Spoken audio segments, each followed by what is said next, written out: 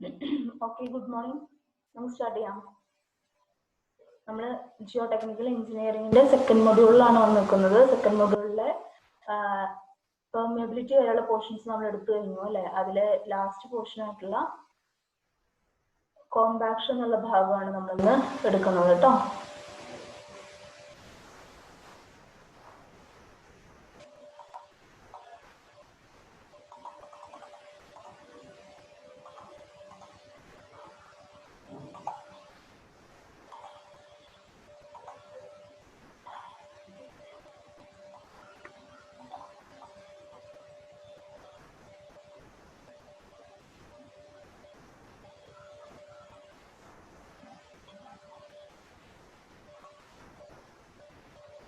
Okay,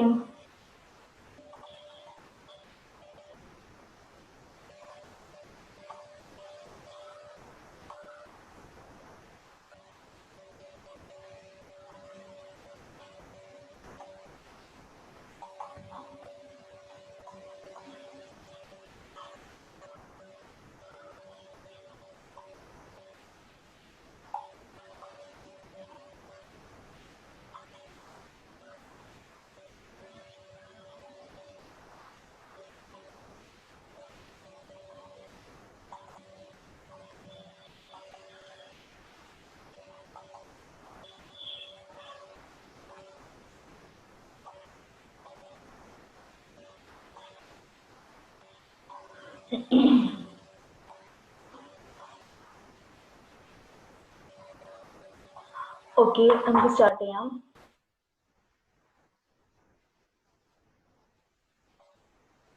okay, compaction എന്നുള്ള പുതിയൊരു ടോപ്പിക്കാണ് നമ്മൾ എടുക്കുന്നത്.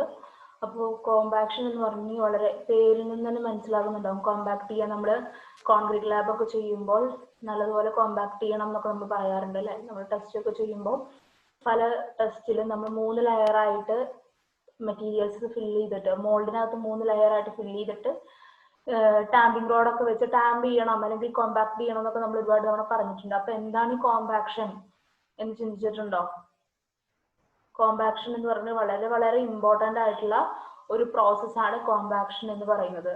അപ്പോൾ the pressing of soil particles close to each other by mechanical methods. നമ്മൾ സോയിൽ പാർട്ടിക്കിൾസിനെ എന്തെങ്കിലും എക്സ്റ്റേണൽ ആയിട്ട് എന്തെങ്കിലും ഫോഴ്സ് കൊടുത്ത് അല്ലെങ്കിൽ എന്തെങ്കിലും മെക്കാനിക്കൽ മെത്തേഡ്സ് യൂസ് ചെയ്തുകൊണ്ട് സോയിൽ പാർട്ടിക്കിൾസിനെ അടുത്തേക്ക് ക്ലോസ് ആക്കി വെക്കുന്നതിനെയാണ്, ആ ഒരു പ്രോസസ്സിനെയാണ് നമ്മൾ കോമ്പാക്ഷൻ എന്നതുകൊണ്ട് ഉദ്ദേശിക്കുന്നത്. നമുക്കറിയാം, ഒരു സോയിൽ മാസ് നമ്മൾ എടുക്കുകയാണെന്നുണ്ടെങ്കിൽ അതിനകത്ത് എല്ലായ്പ്പോഴും പറയണതാണ്, അതിൽ സോയിൽ പാർട്ടിക്കിൾസ് ഉണ്ടായിരിക്കും, വോയിഡ്സ് ഉണ്ടായിരിക്കും അല്ലെ. അപ്പൊ വോയിഡ്സ് ഉണ്ട് എന്നുണ്ടെങ്കിൽ, അത് ഒരുപാട് വോയിഡ്സ് ഉണ്ടെങ്കിൽ അതിന്റെ അർത്ഥം വളരെ ലൂസ് ആയിട്ടുള്ള സോയിൽ ആണെന്നാണ്. ലൂസ് ആയിട്ടുള്ള സോയിൽ ആകുമ്പോൾ നമുക്ക് കൺസ്ട്രക്ഷൻ പോലെയുള്ള പ്രോസസ്സ് ഒന്നും ചെയ്യാനായിട്ട് സാധിക്കില്ല. അപ്പോൾ ഏത് കൺസ്ട്രക്ഷൻ ആയാലും, ഇപ്പൊ ബിൽഡിങ്സിന്റെ കൺസ്ട്രക്ഷൻ ആയാലും, ഹൈവേസ്, റൺവേസ്, എന്തോ ആയിക്കോട്ടെ, ഏത് കൺസ്ട്രക്ഷൻ ആണെങ്കിൽ പോലും ലൂസ് ആയിട്ടുള്ള സോയിൽസിൽ നമുക്ക് കൺസ്ട്രക്ഷൻ ചെയ്യാനായിട്ട് സാധിക്കില്ല. കാരണം ലൂസ് ആയിട്ടുള്ള സോയിൽസിന് ബെയറിംഗ് കപ്പാസിറ്റി പോലെയുള്ള എഞ്ചിനീയറിംഗ് പ്രോപ്പർട്ടീസ് വളരെ വളരെ വളരെ കുറവായിരിക്കും. അതുപോലെ പെർമിയബിലിറ്റി ഒക്കെ കൂടുതലായിരിക്കും. പെർമിയബിലിറ്റി എന്ന് പറഞ്ഞിട്ടുണ്ടെങ്കിൽ എന്താ, വെള്ളത്തിനെ കടത്തി വിടുന്ന കഴിവാണ് അല്ലെ. അപ്പൊ വെള്ളത്തിനെ കടത്തി വിടുക എന്ന് പറഞ്ഞിട്ടുണ്ടെങ്കിൽ, അതിലൂടെ വെള്ളം പോകുന്നുണ്ട് എന്നുണ്ടെങ്കിൽ അവിടെ അത് സേഫ് അല്ല, നമ്മുടെ സ്ട്രക്ചറിന് സേഫ് അല്ല. സോ കോമ്പാക്ട് ചെയ്യാൻ എന്ന് പറയുന്നത് വളരെ ഇമ്പോർട്ടൻ്റ് ആയിട്ടുള്ള ഒരു പ്രോസസ്സാണ്. ഇപ്പൊ നിങ്ങൾക്ക് സ്ക്രീനിൽ ഒരു ഫിഗർ കാണുന്നുണ്ടാവാം. അതിനകത്ത് നമ്മൾ ആദ്യം ബിഫോർ കോമ്പാക്ഷനും ആഫ്റ്റർ കോമ്പാക്ഷനും ശേഷമുള്ള ഫിഗർ ആണ് വെച്ചിട്ടുള്ളത്. ആദ്യത്തെ ഫോട്ടോ നോക്കൂ. ആദ്യത്തെ ഫോട്ടോക്കകത്ത് ഒരുപാട് വോയിഡ് സ്പേസസ് ഉണ്ട്. അതിന്റെ വോള്യൂം നിങ്ങളൊന്ന് നോക്കിക്കേ, അല്ലെങ്കിൽ അതിന്റെ ഡെൻസിറ്റി നോക്കിയേ, വളരെ കുറവാണ് അല്ലെ. കാരണം അവിടെ സോയിൽ പാർട്ടിക്കിൾസ് ഉണ്ട്, അതിനിടയ്ക്ക് വോയിഡ് സ്പേസ് ഒരുപാട് കാണുന്നുണ്ട്. നമ്മൾ അതിനകത്ത് വാട്ടറിന്റെ അംശം വളരെ കൂടുതലാണ്. വാട്ടറും ഉണ്ട്, എയറും ഉണ്ട്. ഇനി നമ്മുടെ സെക്കൻഡ് ഫിഗറിൽ നോക്കി കഴിഞ്ഞിട്ടുണ്ടെങ്കിൽ നിങ്ങൾക്ക് കാണാനായിട്ട് സാധിക്കും, നമ്മൾ അതിനെ കോമ്പാക്ട് ചെയ്തു. എന്തെങ്കിലും മെക്കാനിക്കൽ മെത്തേഡ്സ് വെച്ച് നമ്മൾ അതിനെ കോമ്പാക്ട് ചെയ്തു എന്ന് വിചാരിക്കുക. ആ കോമ്പാക്ഷൻ നടന്നതിന് ശേഷം അതിനകത്തുള്ള വോയിഡ്സ് വളരെയധികം കുറഞ്ഞിട്ടുണ്ട്. ഒപ്പം തന്നെ അതിന്റെ ഡെൻസിറ്റി കൂടുകയും ചെയ്തു. വോള്യൂം കുറഞ്ഞു അല്ലേ. നോക്കി നോക്കൂ, അതിന്റെ വോള്യൂം കുറഞ്ഞിട്ടുണ്ട്. അപ്പോ ഇവിടെ ഇതാണ് കോമ്പാക്ഷൻ എന്നതുകൊണ്ട് ഉദ്ദേശിക്കുന്നത്. ഇതും നോൺ കോമ്പാക്റ്റഡ് ആയിട്ടുള്ള ഒരു സോയിൽ മാസ് ആണ്. ഇത് കോമ്പാക്ട് ചെയ്തിട്ടുള്ള ഒരു സോയിൽ മാസ് ആണ്. ഓക്കെ, അപ്പൊ കോമ്പാക്ഷൻ നടക്കുമ്പോൾ എന്താ സംഭവിക്കുന്നതെന്ന് നമുക്ക് നോക്കാം. കോമ്പാക്ഷൻ നടക്കുമ്പോൾ നമ്മള് ആ സോയിലിനെ എന്തെങ്കിലും മെക്കാനിക്കൽ മെത്തേഡ്സ് അല്ലെങ്കിൽ ഏതെങ്കിലും ഫോഴ്സസ് വെച്ച് നമ്മൾ എന്ത് ചെയ്യുന്നു, പ്രസ് ചെയ്യാണ് അല്ലെ, മണ്ണിനെ നമ്മൾ പ്രസ് ചെയ്യാണ് ചെയ്യുന്നത്. അപ്പൊ ഈ മണ്ണിനെ പ്രസ് ചെയ്യുമ്പോൾ അതിന്റെ എയർ വോയിഡ്സിനകത്തുള്ള എയർ എല്ലാം പുറത്തോട്ട് പോകും. ഓക്കെ, അത് വളരെ ഇമ്പോർട്ടന്റ് ആണ്. ബൈ കോമ്പാക്ഷൻ എയർ ആണ് പുറത്തോട്ട് പോകുന്നത്. അത് എന്തുകൊണ്ടാണ് അത്രയും സ്പെസിഫൈ ചെയ്ത് പറയുന്നത് എന്ന് വെച്ചാൽ കോമ്പാക്ഷൻ പോലെ തന്നെ ഇമ്പോർട്ടന്റ് ആയിട്ടുള്ള ഒരു പ്രോസസ്സ് സോയിലിൽ നടക്കുന്നുണ്ട്. അതാണ് കൺസോളിഡേഷൻ. ഓക്കെ, അപ്പൊ കൺസോളിഡേഷൻ നിങ്ങളുടെ സിലബസിൽ ഇല്ല, ഹയർ സ്റ്റഡീസിൽ നിങ്ങൾക്ക് അത് ഇമ്പോർട്ടന്റ് ആയിട്ട് തന്നെ പഠിക്കാനുണ്ടായിരിക്കും. അപ്പൊ ആ കൺസോളിഡേഷൻ നടക്കുമ്പോൾ ഇതിന്റെ നേരെ ഓപ്പോസിറ്റ് ആണ് കൺസോളിഡേഷൻ. ആ കൺസോളിഡേഷനിൽ നടക്കുന്നത് വെച്ചാൽ അവിടെ വാട്ടർ ആണ് പുറത്തോട്ട് പോകുന്നത്. Clear? In case of compaction air is expelled out. അപ്പൊ ആ ഒരു പോയിന്റ് എന്ന് പറയുന്നത് വളരെ ഇമ്പോർട്ടന്റ് ആയിട്ടുള്ള ഒരു പോയിന്റ് ആണ്. Air is expelled out. ഇതിന് മാത്രമല്ല, നമ്മളിപ്പോ ഒബ്ജക്റ്റീവ് ടൈപ്പ് എക്സാം എഴുതുന്നവർക്കും ഈ ഒരു പോയിന്റ് വളരെ ഇമ്പോർട്ടന്റ് ആണ്. സ്ഥിരമായി ചോദിക്കാറുള്ള ചോദ്യമാണ്. കോമ്പാക്ഷൻ ഓഫ് സോയിൽ എന്താ സംഭവിക്കുന്നത്? By compaction air is expelled out. എന്നിട്ട് എന്ത് സംഭവിക്കും? ഡെൻസിറ്റി കൂടും. ഡെൻസിറ്റി എന്ന് പറഞ്ഞിട്ടുണ്ടെങ്കിൽ എന്താണ്? മാസ് ബൈ വോളിയം ആണ് അല്ലെ. അപ്പൊ വോളിയം കുറയാണ് ചെയ്യുന്നത്. കോമ്പാക്ട് ചെയ്യുമ്പോൾ വോളിയം കുറഞ്ഞു. വോളിയം കുറഞ്ഞപ്പോൾ എന്ത് സംഭവിച്ചു? മാസ് ഡെൻസിറ്റി ഇൻക്രീസ് ചെയ്തു. മാസ് ഡെൻസിറ്റി ഇൻക്രീസ് ചെയ്തു, ഒപ്പം അതിന്റെ എഞ്ചിനീയറിംഗ് പ്രോപ്പർട്ടീസ് ഇംപ്രൂവ് ചെയ്തു. Improve the engineering properties. Engineering properties നമ്മൾ പഠിച്ചിരുന്നു. എന്തൊക്കെയാണ്? Shear strength, permeability and compressibility. അപ്പൊ അതിൽ നമുക്ക് നല്ലത് ഏതാണ്? ഷിയർ സ്ട്രെങ്ത് ആണ് അല്ലെ. അപ്പൊ ഷിയർ സ്ട്രെങ്തിനെ ഇൻക്രീസ് ചെയ്യും. ഷിയർ സ്ട്രെങ്ത് ഇൻക്രീസ് ചെയ്യുമ്പോൾ സ്റ്റെബിലിറ്റി കൂടി, അതായത് ബെയറിംഗ് കപ്പാസിറ്റി കൂടി. ബെയറിംഗ് കപ്പാസിറ്റി എന്താണ് നമുക്ക് ഡീറ്റെയിൽ ആയിട്ട് നെക്സ്റ്റ് മൊഡ്യൂളിൽ പഠിക്കാനുണ്ട്. അപ്പോൾ ഷിയർ സ്ട്രെങ്ത് ഇൻക്രീസ് ചെയ്തു, സ്റ്റെബിലിറ്റി കൂടി, അതുപോലെ ബിയറിംഗ് കപ്പാസിറ്റിയും കൂടി. അതുപോലെ കംപ്രസിബിലിറ്റിയും പെർമിയബിലിറ്റിയും റെഡ്യൂസ് ചെയ്തു. കംപ്രസിബിലിറ്റിയും പെർമിയബിലിറ്റിയും റെഡ്യൂസ് ചെയ്തു. കാരണം എന്താ? വോയിഡ്സ് എല്ലാം പുറത്തോട്ട് പോയി. വോയിഡ്സിനകത്തുള്ള എയർ എല്ലാം പുറത്തോട്ട് പോയി. അപ്പൊ ഗ്യാപ്പുകൾ വളരെയധികം കുറഞ്ഞു അല്ലെ. സോയിൽ പാർട്ടിക്കിൾസിനിടയിലുള്ള ഗ്യാപ്പ് വളരെയധികം കുറഞ്ഞു.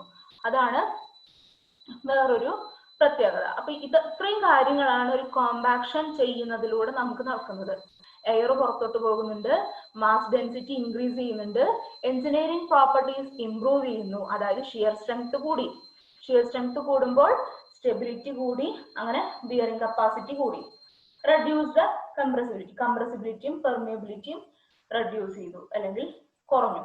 ഓക്കെ, ഇനി എന്തിനാണ് നമ്മൾ കോമ്പാക്ഷൻ ചെയ്യുന്നത്? കോമ്പാക്ഷന്റെ ആവശ്യം എന്താണെന്നാണ്. നമുക്ക് എർത്ത് ഡാം ചെയ്യുമ്പോൾ, എർത്ത് ഡാമിന്റെ കൺസ്ട്രക്ഷന്റെ സമയത്ത് തന്നെയാണ് കോമ്പാക്ഷൻ ആവശ്യമായിട്ട് വരുന്നത്. അപ്പൊ ഏതിന്റെ എല്ലാം കൺസ്ട്രക്ഷന്റെ സമയത്താണ് നമ്മളിപ്പോ സാധാരണ നമ്മുടെ വീടൊക്കെയാണ് പണിയുന്നതെങ്കിൽ നമ്മൾ നിലമൊക്കെ നോക്കിയാ കൺസ്ട്രക്ഷൻ നടക്കുന്നത് അല്ലെ.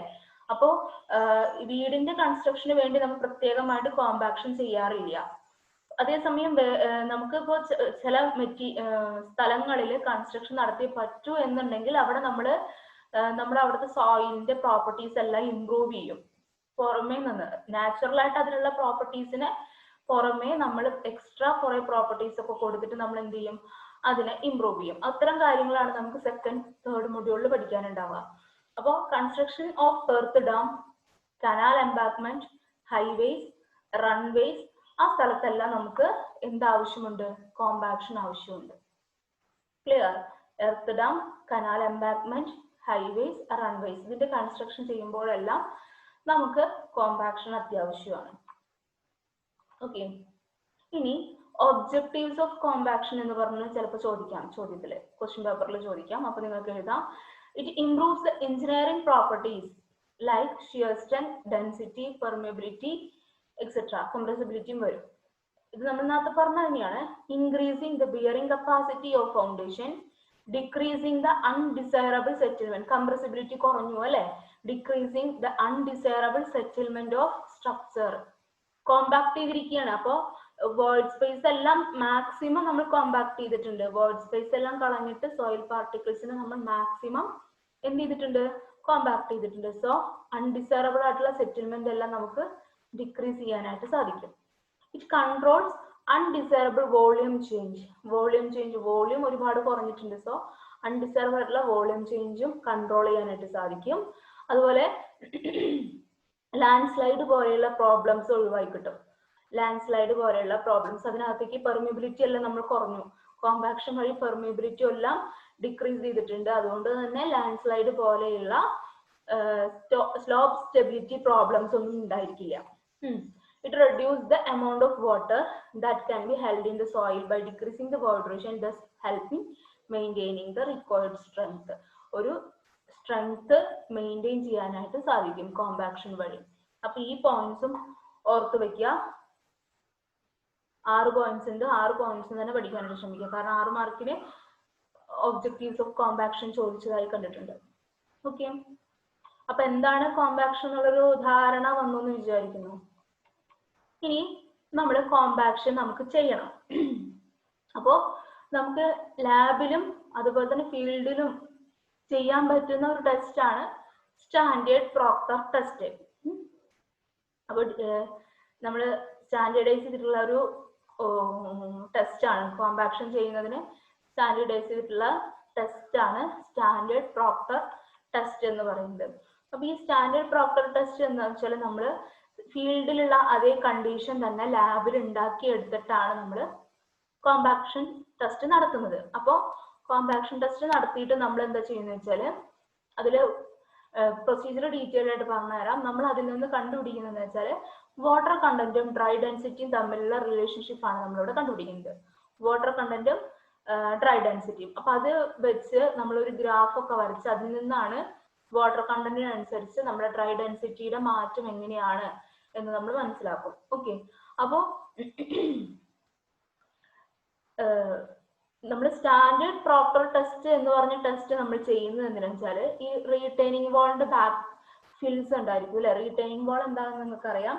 അപ്പൊ ഈ റീറ്റൈനിങ് വാളിന്റെ പിന്നിലുള്ള സോയിൽ, അതിന്റെ കോമ്പാക്ഷൻ, അതുപോലെ ഹൈവേസ്, എർത്ത് ഡാം നേരത്തെ പറഞ്ഞു, കനാൽ എംബാക്ക്മെന്റ്, അതിന്റെ കൺസ്ട്രക്ഷന്റെ സമയത്തല്ല, അതുപോലെ ലൈറ്റ് ആയിട്ടുള്ള കോമ്പാക്ഷൻ മതി എന്നുള്ള സാഹചര്യങ്ങളില് നമ്മൾ സ്റ്റാൻഡേർഡ് പ്രോക്ടർ ടെസ്റ്റ് ആണ് സാധാരണ യൂസ് ചെയ്യാറുള്ളത്. ഇതിന്റെ സ്പെസിഫിക്കേഷൻസ് കംപ്ലീറ്റ് ഡീറ്റെയിൽ ആയിട്ട് പറയുന്നത് IS 2720 പാർട്ട് 7 ആണ്. IS 2720 പാർട്ട് 7 പ്രകാരമാണ് നമ്മൾ സ്റ്റാൻഡേർഡ് പ്രോക്ടർ ടെസ്റ്റിന്റെ സ്റ്റാൻഡേർഡ് ആയിട്ടുള്ള വാല്യൂസ് അല്ലെങ്കിൽ ആ എക്യുപ്മെന്റ്സിന്റെ സ്റ്റാൻഡേർഡ് ആയിട്ടുള്ള വാല്യൂസ് നമ്മൾ എടുക്കുന്നത്. അപ്പൊ ഈ കാണുന്നതാണ് സ്റ്റാൻഡേർഡ് പ്രോക്ടർ ടെസ്റ്റിന് വേണ്ട എക്യുപ്മെന്റ്സ്. അപ്പോൾ ഈ ബ്ലൂ കളറിൽ നിങ്ങൾക്കൊരു റാമർ കാണാം അല്ലെ. ഈ റാമറിനകത്ത് ഇതുപോലെ ഈ ബ്ലാക്ക് ഹാൻഡിൽ ഉള്ള ഒരു സംഭവം. ഇത് എന്തിനാ യൂസ് ചെയ്യുന്നത് വെച്ചാൽ ടാമ്പ് ചെയ്യാൻ വേണ്ടിയിട്ട്, കോമ്പാക്ട് ചെയ്യാൻ വേണ്ടിയിട്ടാണ് നമ്മൾ ഇത് യൂസ് ചെയ്യുക. ഈ ബ്ലാക്ക് പോർഷനിൽ നമ്മൾ കൈ പിടിച്ചിട്ട് ഇങ്ങനെ മുകളിലേക്ക് പൊക്കുക, ഒരു പെർട്ടിക്കുലർ ഹൈറ്റ് വരെ അത് പൊക്കാനായിട്ട് സാധിക്കും. എന്നിട്ട് നമ്മളത് വിടുക. നമ്മൾ അത്രയും ഹൈറ്റിൽ പൊക്കിയതിന് ശേഷം നമ്മൾ വിട്ട് കഴിഞ്ഞാൽ അത് താഴെ വന്ന് വീഴും. അപ്പൊ മണ്ണിന്റെ മീതെ വെച്ചിട്ട് വേണം ഇത് ചെയ്യാനായിട്ട്. അങ്ങനെയാണ് നമ്മൾ കോമ്പാക്ട് ചെയ്യുന്നത്. ഇനി അതുപോലെ തന്നെ ഇതാണ് നമ്മുടെ മോൾഡ്. മോൾഡിനകത്ത് ഇപ്പൊ ഇതിൽ സോയിൽ ഫില്ല് ചെയ്തിട്ടാണ് കാണുന്നത്. താഴെ നിങ്ങൾക്കൊരു റെക്ടാങ്കുലർ ഷേപ്പിൽ ഒരു ബേസ് പ്ലേറ്റ് കാണുന്നുണ്ടായിരിക്കും. പിന്നെ ഇതിൽ കുറെ സ്ക്രൂസ് ഒക്കെ ഉണ്ട്. ഇതൊക്കെ നമുക്ക് ടൈറ്റ് ചെയ്യാനും ലൂസൺ ചെയ്യാനും ഒക്കെ സാധിക്കും. പിന്നെ ഒരു എക്സ്റ്റൻഷൻ അല്ലെങ്കിൽ നമ്മൾ സാധാരണ കോളർ എന്നാണ് പറയുന്നത്. അതെന്ന് വെച്ചാൽ നമ്മുടെ ബൾക്ക് ഡെൻസിറ്റി കണ്ടുപിടിക്കാൻ വേണ്ടിയിട്ട് കോർ കട്ടർ ടെസ്റ്റ് ചെയ്തപ്പോൾ നമ്മൾ കോമ്പാക്ട് ചെയ്യുമ്പോൾ അതിന് മുകളിൽ ഒരു ഡമ്മി വെച്ചിട്ടുണ്ടായിരുന്നു അല്ലെ, ഡോളി വെച്ചിട്ടുണ്ടായിരുന്നു. അപ്പോൾ അത് എന്തിനായിരുന്നു? കോമ്പാക്ട് ചെയ്യുമ്പോൾ അതിന്റെ ഷാർപ്പ് എഡ്ജസിലൊന്നും തട്ടാതിരിക്കാൻ വേണ്ടിയിട്ട്, നമ്മുടെ മോൾഡിന്റെ ഷാർപ്പ് എഡ്ജിലൊന്നും തട്ടാതിരിക്കാൻ വേണ്ടി വെച്ചിരുന്നു. അതുപോലെ ഇവിടെ ഒരു എക്സ്റ്റൻഷൻ കൂടെ ഉണ്ട്. കോളർ എന്നാണ് സാധാരണ നമ്മൾ അതിനെ പറയാറുള്ളത്. അപ്പൊ ഇത്രയാണ് നമ്മുടെ കോമ്പാക്ഷൻ ടെസ്റ്റ് അല്ലെങ്കിൽ സ്റ്റാൻഡേർഡ് പ്രോക്ടർ ടെസ്റ്റ് ചെയ്യുന്നതിന് വേണ്ടിയിട്ടുള്ള എക്യുപ്മെന്റ്സ്. ഇനി എന്താണ് സ്റ്റാൻഡേർഡ് പ്രോക്ടർ ടെസ്റ്റ് എന്ന് നമുക്ക് നോക്കാം.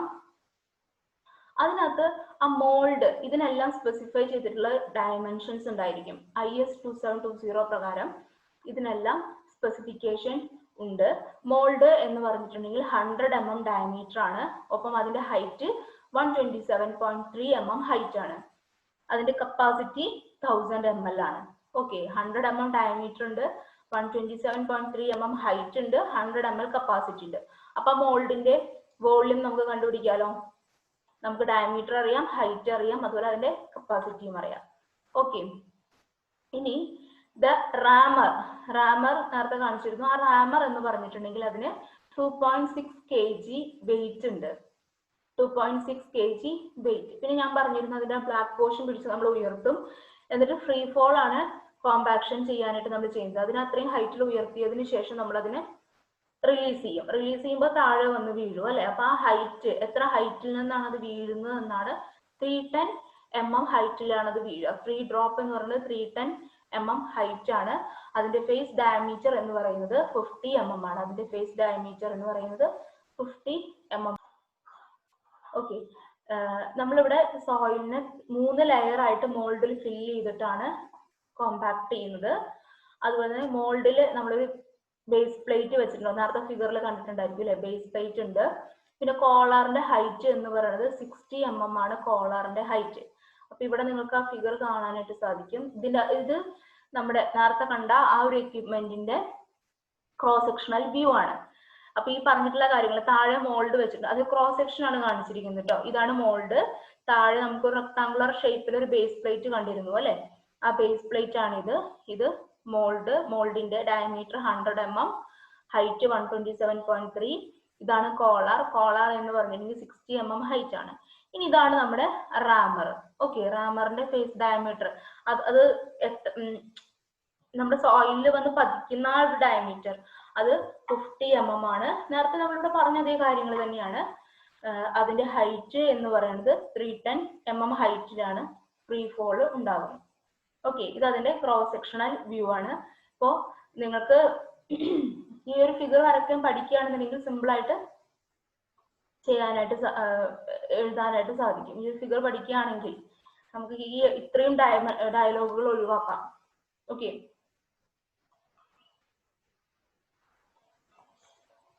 ഇനി എന്താ പറയുന്നത് വെച്ചാല് നമ്മള് സോയിലിനെ പറ്റിയാണ് പറയുന്നത്. ഇപ്പൊ സോയില് 4.75 mm സീവില് റീറ്റെയിൻ ചെയ്യുന്ന സോയിൽ 20% കൂടുതലാണെന്ന് വിചാരിക്കും.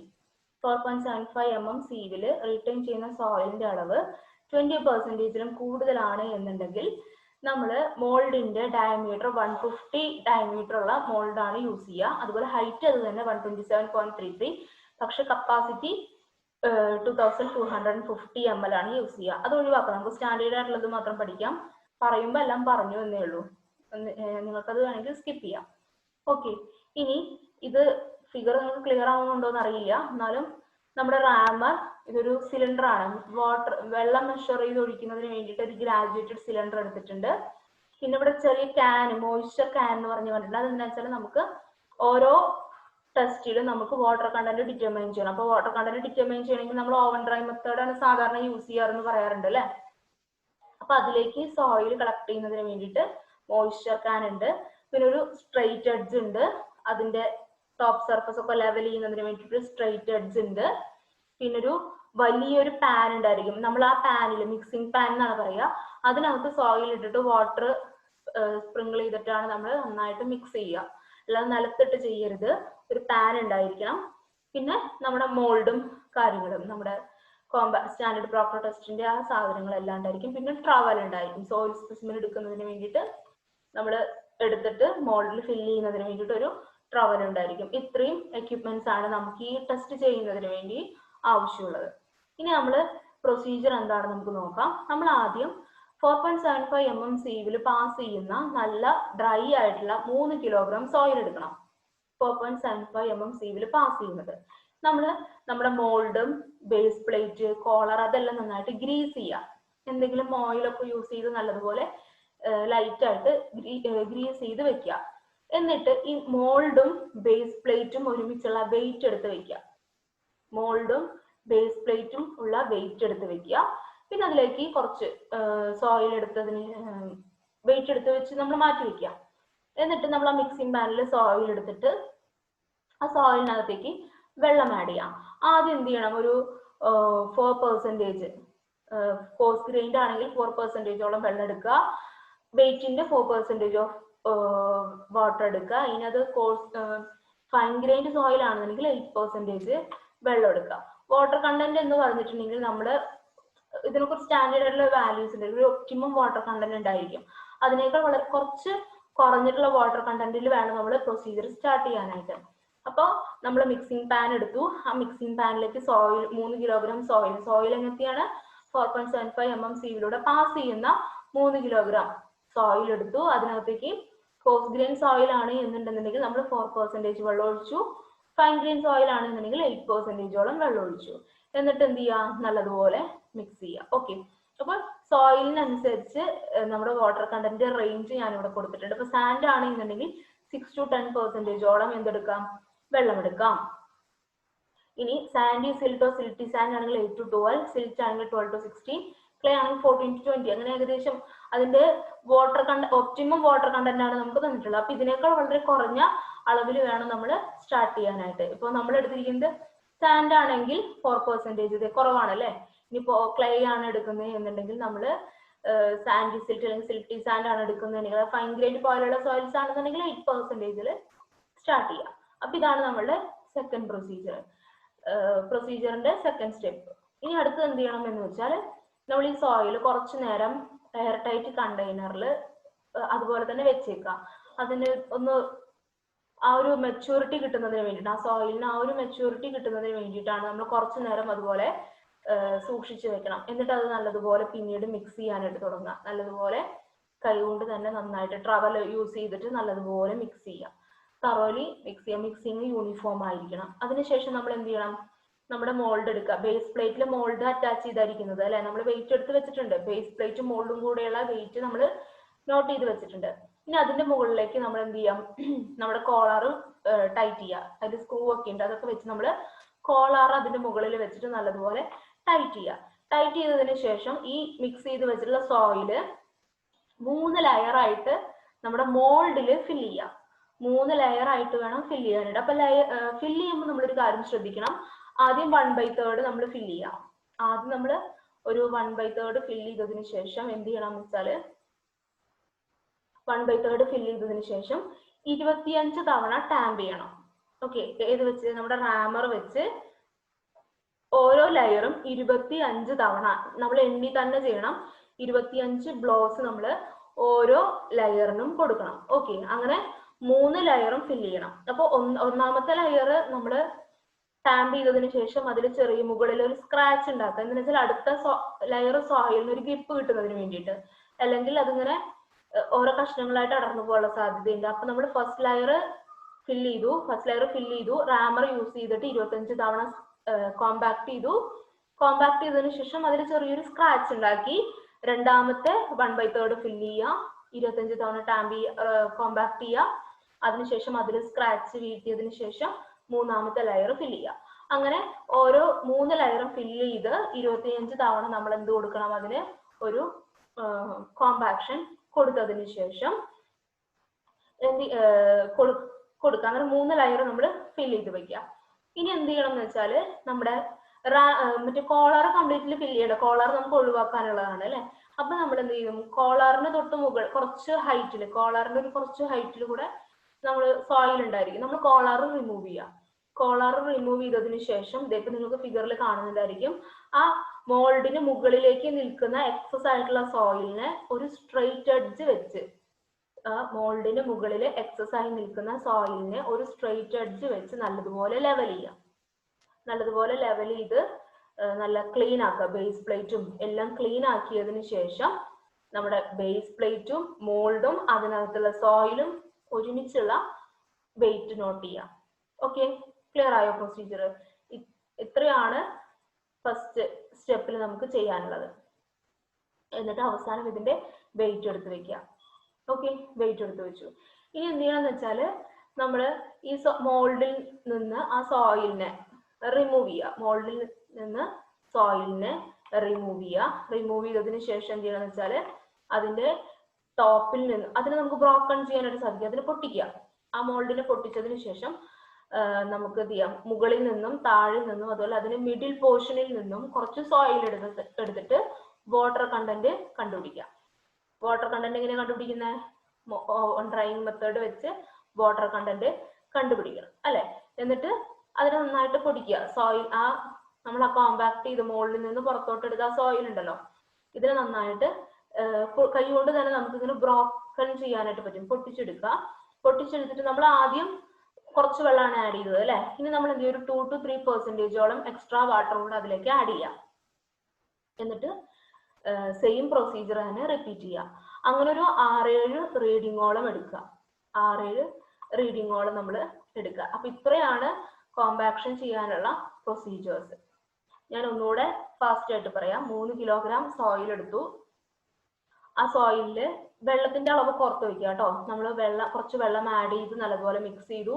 മോൾഡ് ബേസ് പ്ലേറ്റിൽ ടൈറ്റ് ചെയ്ത് വെച്ച് നന്നായി ഗ്രീസ് ചെയ്ത് വെച്ചു. അതിൽ 3 ലെയറായിട്ട് ഫില്ല് ചെയ്തു.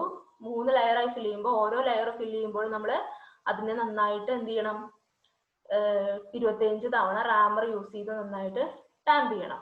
ടാമ്പ് ചെയ്തതിന് ശേഷം ഓരോ ലെയറിലും ചെറിയൊരു സ്ക്രാച്ച് ഉണ്ടാക്കണം, അടുത്ത ലെയറിന് ഒരു ഗ്രിപ്പ് കിട്ടുന്നതിന് വേണ്ടിയിട്ട്. അങ്ങനെ 3 ലെയർ ഫില്ല് ചെയ്തതിന് ശേഷം കോളർ റിമൂവ് ചെയ്യുക. എക്സസ് ആയിട്ടുള്ള സോയിലിനെ നമ്മൾ സ്ട്രെയിറ്റ് അടിച്ച് വെച്ച് ലെവൽ ചെയ്യുക. എന്നിട്ട് ബേസ് പ്ലേറ്റും മോൾഡും സോയിലും കൂടെയുള്ള വെയിറ്റ് നോട്ട് ചെയ്ത് വെക്കുക.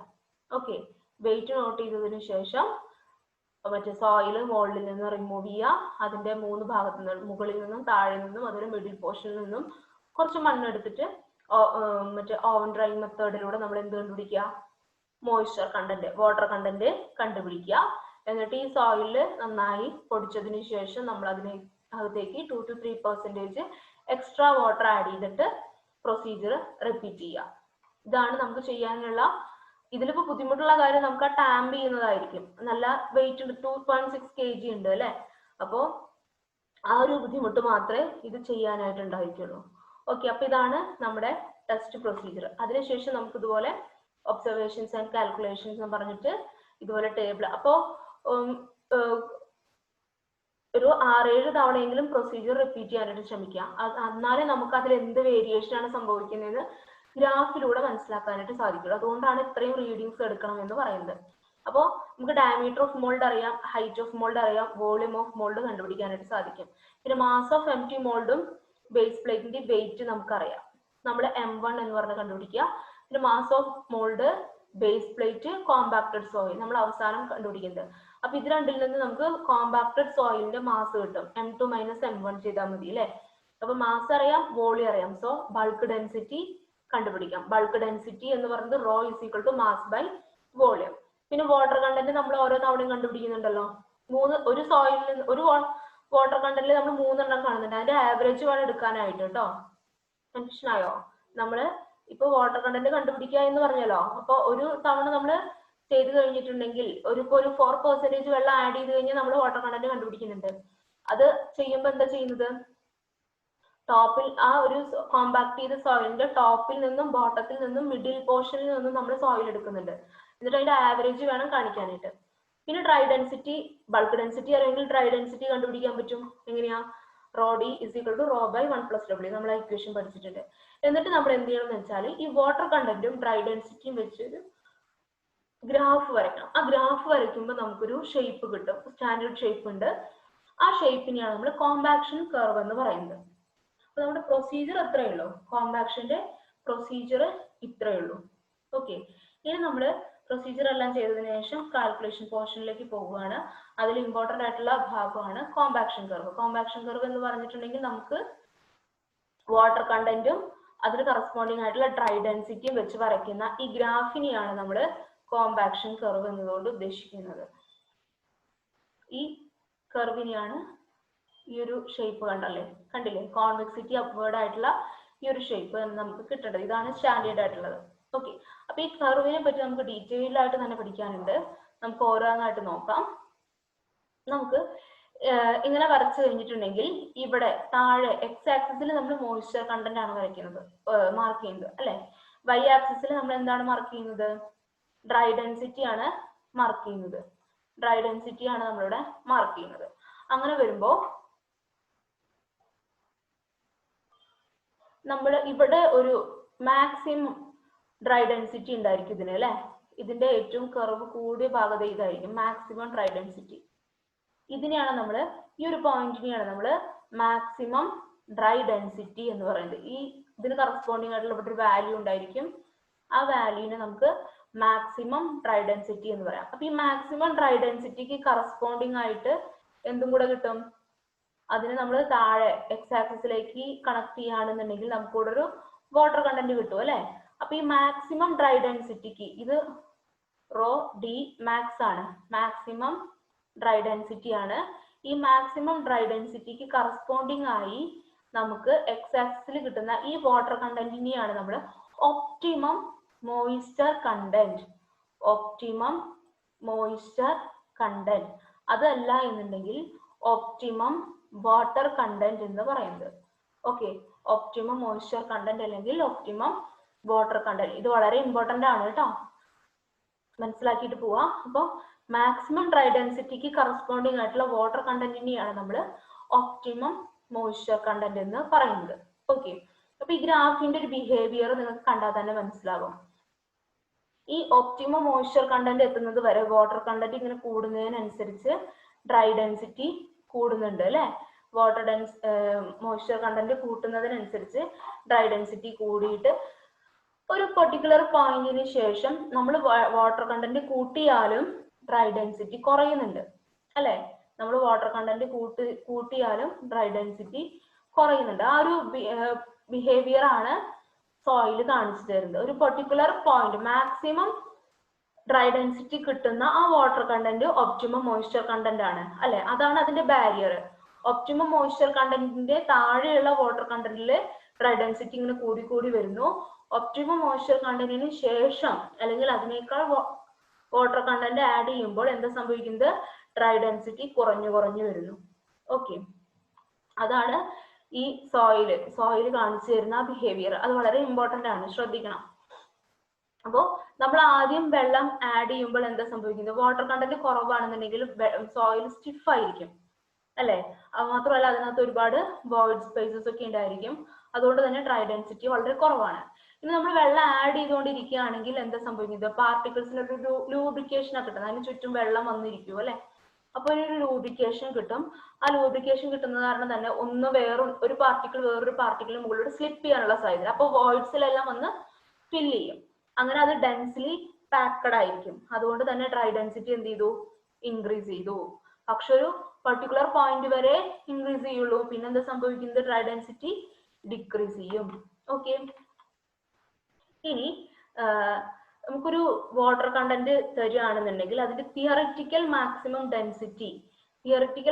ഡെൻസിറ്റി എന്ന് പറഞ്ഞിട്ടുണ്ടെങ്കിൽ അതിൽ എയർ വോയിഡ്സ് ഇല്ല എന്നുള്ള ഒരു അസംഷനിലാണ് നമുക്ക് പറയാൻ പറ്റുക. അതായത് ഡിഗ്രി ഓഫ് സാച്ചുറേഷൻ കംപ്ലീറ്റ് ആണ്. 100% ഡിഗ്രി ഓഫ് സാച്ചുറേഷൻ എന്ന് പറഞ്ഞാൽ വോയിഡ്സിൽ കംപ്ലീറ്റ്ലി വെള്ളമാണ്, വോയിഡ്സിൽ എയർ ഒന്നും ഇല്ല എന്ന് പറയുന്ന ആ ഒരു കോൺസെപ്റ്റ് ആണ് തിയററ്റിക്കൽ മാക്സിമം ഡെൻസിറ്റി എന്ന് പറയുന്നത്. അതിന് തന്നെ നമുക്ക് സാച്ചുറേറ്റഡ് ഡ്രൈ ഡെൻസിറ്റി എന്ന് പറയാം. തിയററ്റിക്കൽ മാക്സിമം ഡെൻസിറ്റി എന്ന് പറഞ്ഞിട്ടുണ്ടെങ്കിൽ 100% ഡിഗ്രി ഓഫ് സാച്ചുറേഷൻ ഉണ്ട്, എയർ വോയിഡ്സ് ഒന്നുമില്ല. അതിന് നമുക്ക് സാച്ചുറേറ്റഡ് ഡ്രൈ ഡെൻസിറ്റി എന്നും കൂടെ പറയാം. ഓക്കെ, അപ്പോ നമുക്ക് ആ ഡ്രൈ ഡെൻസിറ്റി കിട്ടാനുള്ള equation, theoretical maximum dry density കിട്ടാനുള്ള ഇക്വേഷൻ എന്ന് പറയുന്നത് G⍴W ഡിവൈഡഡ് ബൈ 1+E ആണ്. G⍴W divided by 1+E. ഇനെ നമുക്കൊന്ന് മാറ്റാം. ഡിഗ്രി ഓഫ് സാച്ചുറേഷൻ ടേംസിൽ ഇനെ നമുക്ക് എങ്ങനെ മാറ്റാം, നമുക്ക് SE = GW എന്നുള്ള ഇക്വേഷൻ അറിയാം അല്ലെ. അപ്പൊ E എന്ന് പറഞ്ഞു കഴിഞ്ഞാൽ GW/S ആണ്. നമുക്കതിനെ സബ്സ്റ്റിറ്റ്യൂട്ട് ചെയ്യാം. G⍴W ഡിവൈഡഡ് ബൈ 1+E പകരം GW/S എന്ന് എഴുതാം. ഓക്കെ, ക്ലിയർ ആയില്ലേ? ഇനി 100% ഡിഗ്രി ഓഫ് സാച്ചുറേഷൻ അല്ലെങ്കിൽ തിയററ്റിക്കൽ മാക്സിമം ഡെൻസിറ്റി എന്ന് പറഞ്ഞു കഴിഞ്ഞാൽ എസിന്റെ വാല്യൂ എത്രയാണ്, എസിന്റെ വാല്യൂ എത്രയായിരിക്കും, 1 ആണ് അല്ലെ. So G⍴W divided by 1+WG എന്ന് വന്നു. 100% ആണ് എന്നുണ്ടെങ്കിൽ G⍴W ഡിവൈഡഡ് ബൈ 1+WG എന്ന് വരും. ഇനിയിപ്പോ 100% ചിലപ്പോ 90%ഉള്ള ഡ്രൈ ഡെൻസിറ്റി കാണണമെങ്കിൽ എന്ത് ചെയ്യണം, ഈ ഇക്വേഷനിൽ നമ്മൾ ഈ എസിന്റെ 90 എന്ന വാല്യൂ കൊടുക്കണം, 0.9 എന്നുള്ള വാല്യൂ കൊടുക്കണം, അത്രേ ഉള്ളൂ. ഓക്കെ, അപ്പോ കോമ്പാക്ഷൻ എന്ന് പറഞ്ഞിട്ടുണ്ടെങ്കിൽ അത് കംപ്ലീറ്റ് ആയിട്ടുള്ള എയർ വോയിഡ്സ് ഒന്നും റിമൂവ് ചെയ്യില്ല, എയറിനെ കംപ്ലീറ്റ് ആയിട്ടൊന്നും റിമൂവ് ചെയ്യില്ല. കുറച്ചൊക്കെ അതിനകത്ത് എന്തുണ്ടാകും, എയർ ഉണ്ടായിരിക്കും. അതുകൊണ്ട് തന്നെ ഈ തിയററ്റിക്കൽ മാക്സിമം ഡ്രൈ ഡെൻസിറ്റി എന്ന് പറയുന്നത് ഒരു ഇമാജിനറി ആണ്, ഒരു ഹൈപ്പോത്തറ്റിക്കൽ ആണ്. നമുക്കൊരു പ്രോപ്പർ ആയിട്ടുള്ള അതിന്റെ ഒരു കറക്റ്റ് ആയിട്ടുള്ള ഒരു വാല്യൂ ആണെന്നൊന്നും പറയാൻ പറ്റില്ല. നമുക്കിപ്പോൾ വാട്ടർ കണ്ടന്റ് അറിയാമെന്നുണ്ടെങ്കിൽ നമുക്ക് G rho W divide by 1 plus WG വെച്ച് നമുക്ക് എന്ത് കണ്ടുപിടിക്കാം, നമ്മുടെ തിയററ്റിക്കൽ മാക്സിമം ഡ്രൈ ഡെൻസിറ്റി നമുക്ക് കണ്ടുപിടിക്കാനായിട്ട് സാധിക്കും. ഇനി തിയററ്റിക്കൽ ഡ്രൈ ഡെൻസിറ്റി ഈ ഒരു വാല്യൂവിനെ കാണിക്കുന്ന ഈ ഒരു ലൈൻ ഉണ്ടല്ലോ, ഈ ലൈനിനെയാണ് നമ്മൾ സീറോ എയർ വോയിഡ് ലൈൻ എന്ന് പറയുന്നത്, അല്ലെങ്കിൽ 100% സാച്ചുറേഷൻ ലൈൻ. നിങ്ങൾക്ക് ഇവിടെ കാണാനായിട്ട് സാധിക്കും സീറോ എയർ വോയിഡ് ലൈൻ എന്ന് പറയുന്നത്. ഇതെന്ന് വെച്ചാൽ നമ്മൾ ഓരോ വാട്ടർ കണ്ടന്റും കറസ്പോണ്ടിങ് ആയിട്ടുള്ള സീറോ എയർ വോയിഡ് ലൈൻ ആണ് നമ്മൾ ഈ വരച്ചിട്ടുള്ളത്. ഇത് നമുക്ക് കണ്ടുപിടിക്കാനായിട്ട് സാധിക്കും. അങ്ങനെ വരയ്ക്കുമ്പോൾ നമുക്ക് ഇതുപോലൊരു കർവാണ് കിട്ടുക. ഈ കർവിനെയാണ് നമ്മൾ സീറോ എയർ വോയിഡ് കർവ് എന്ന് പറയുന്നത്. Okay, this line indicating the theoretical maximum dry density. ഇത് നമുക്ക് കോമ്പാക്ഷൻ കർവിന്റെ കൂടെ വരയ്ക്കാം. സീറോ എയർ വോയിഡ് ലൈൻ നമ്മൾക്ക് കോമ്പാക്ഷൻ കർവിന്റെ കൂടെ വരയ്ക്കാനായിട്ട് സാധിക്കും. ഓക്കെ, ക്ലിയർ ആയോ? ഇനിയിപ്പോ നമുക്ക് 80%, 90%-ലൊക്കെ ഡിഗ്രി ഓഫ് സാച്ചുറേഷൻ ഉള്ള ലൈൻസ് വരയ്ക്കണം എന്നുണ്ടെങ്കിൽ എന്ത് കണ്ടുപിടിക്കാം? rho d = G rho W / 1 + WG / S എന്നുള്ള ഇക്വേഷനിൽ കൊടുത്താൽ മതി. 100% ആകുമ്പോൾ എസിന്റെ വാല്യൂ എന്തായി? 1 ആയി, അത്രേ ഉള്ളൂ. ഓക്കെ, ഇനി ഇതല്ലാന്നുണ്ടെങ്കിൽ നമുക്കതിനെ പെർസെൻറ്റേജ് എയർ വോയിഡ്സിന്റെ ടേംസിൽ കണ്ടുപിടിക്കാനായിട്ട് സാധിക്കും. പെർസെൻറ്റേജ് എയർ വോയിഡ്സിന്റെ ടേംസിൽ rho d = 1 - Na/G rho W divided by 1 + E ആണ്. അപ്പോൾ 100% സാച്ചുറേറ്റഡ് ആയിട്ടുള്ള അല്ലെങ്കിൽ തിയററ്റിക്കൽ മാക്സിമം ഡെൻസിറ്റിയുടെ കേസിൽ എന്നയുടെ വാല്യൂ എന്തായിരിക്കും? പെർസെൻറ്റേജ് എയർ വേർഡ്സ് ഇല്ലല്ലോ, അപ്പൊ പെർസെൻറ്റേജ് എയർ വേർഡ്സ് എന്തായി? 0 എന്ന് കൊടുത്താൽ മതി. അപ്പോൾ നമ്മുടെ ഇക്വേഷൻ എന്തായി മാറി? G rho W divided by 1 + E. നെ നമുക്ക് WG എന്ന് മാറ്റിയത്. അപ്പോൾ അതിൽ വലിയ വ്യത്യാസമൊന്നുമില്ല. വേണമെങ്കിൽ ആ രീതിയിൽ നമുക്ക് കണ്ടുപിടിക്കാനായിട്ട് സാധിക്കും. അപ്പൊ ഇക്വേഷൻസ് ഒക്കെ ഒന്ന് ഓർത്ത് വെക്കുക, ഫിഗർ ഓർത്ത് വെക്കുക. ഓക്കെ, ഇപ്പൊ നിങ്ങൾക്ക് ചോദിക്കാറുണ്ട് zero air void line explain ചെയ്യൂ എന്ന് പറഞ്ഞ് ചോദിക്കാറുണ്ട്. അപ്പൊ ആ കർവ് വരയ്ക്കാൻ അറിയണം, ഇക്വേഷൻസും അറിയണം. ഓക്കെ, ഇനി നമുക്ക് ഇപ്പൊ നമ്മൾ പഠിച്ചത് സ്റ്റാൻഡേർഡ് പ്രോക്ടർ ടെസ്റ്റ് ആണ്. ഇനി ഒന്നുകൂടി ഉണ്ട് മോഡിഫൈഡ് പ്രോക്ടർ ടെസ്റ്റ്. അപ്പോൾ സെയിം പ്രൊസീജിയർ ആണ്, ഒന്നിലും വലിയ വ്യത്യാസങ്ങളൊന്നുമില്ല. ടെസ്റ്റ് പ്രൊസീജിയർ സെയിം ആണ്. അപ്പൊ എന്തിനാണ് വ്യത്യാസം എന്ന് വെച്ചാൽ അപ്പൊ രണ്ടും രണ്ട് കണ്ടീഷനിലാണ് നമ്മൾ യൂസ് ചെയ്യുക. നമുക്കിതിനെ ഹെവി കോമ്പാക്ഷൻ ടെസ്റ്റ് എന്നും നേരത്തെ പറഞ്ഞ സ്റ്റാൻഡേർഡ് പ്രോക്ടർ ടെസ്റ്റിനെ ലൈറ്റ് കോമ്പാക്ഷൻ ടെസ്റ്റ് എന്നും നമ്മൾ പറയാറുണ്ട്. അപ്പൊ സ്റ്റാൻഡേർഡ് പ്രോക്ടർ ടെസ്റ്റ് നമ്മൾ എപ്പോഴാണ് യൂസ് ചെയ്തത്? റീറ്റൈനിങ് വാൾസിന്റെ പിന്നിലുള്ള ഫില്ലിനെ കോമ്പാക്ട് ചെയ്യുക, അതുപോലെ ഹൈവേസ്, എർത്ത് ഡാം, എവിടെയാണ് ലൈറ്റ് ആയിട്ടുള്ള കോമ്പാക്ഷൻ അല്ലെങ്കിൽ ലൈറ്റ് ആയിട്ടുള്ള റോളേഴ്സ് യൂസ് ചെയ്യുന്നത് അത്തരം സന്ദർഭങ്ങളിലാണ് നമ്മൾ സ്റ്റാൻഡേർഡ് പ്രോക്ടർ ടെസ്റ്റ് ചെയ്യുന്നത്, അല്ലെ? ഇനി നമുക്ക് ഇത്തിരി ഹെവി ആയിട്ടുള്ള കോമ്പാക്ഷൻ ആവശ്യമുണ്ടെന്ന് വിചാരിക്കാം. ഇപ്പോൾ മോഡേൺ ഹൈവേസ്, റൺവേസ് അതുപോലെയുള്ള പോർഷൻസിൽ നമുക്ക് ഹെവി ആയിട്ടുള്ള കോമ്പാക്ഷൻ അത്യാവശ്യമാണ്. അപ്പൊ അത്തരം സിറ്റുവേഷനിലാണ് നമ്മൾ മോഡിഫൈഡ് പ്രോക്ടർ ടെസ്റ്റ് യൂസ് ചെയ്യുന്നത്. അത്തരം കണ്ടീഷനിലാണ് നമ്മൾ മോഡിഫൈഡ് പ്രോക്ടർ ടെസ്റ്റ് യൂസ് ചെയ്യുക.